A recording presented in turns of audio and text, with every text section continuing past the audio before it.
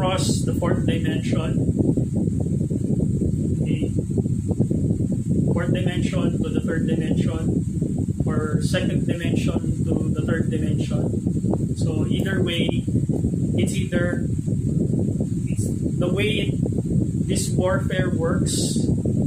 It's either under or over.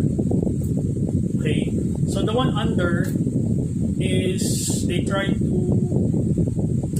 manipulate your physical reality by manipulating your senses. So this is a warfare of perception. So perception and belief. Okay. Now, the one that is over, that one is spiritual warfare in a sense that is energetic, wherein they try to mess with you in the astral plane. Okay? So that's spiritual warfare for you. Okay? So divine intervention happens when one, you got your ancestors backing you up. Two, you have good karma. Three, you're probably not from here. Four,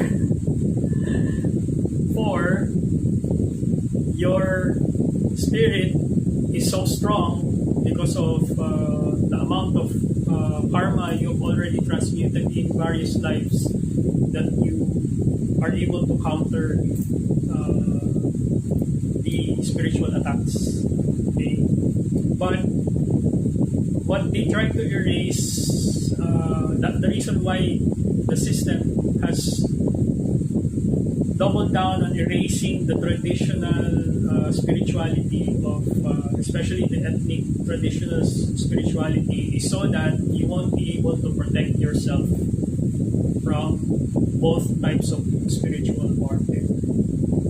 So if you're believing the illusory religions, they will disable your defenses.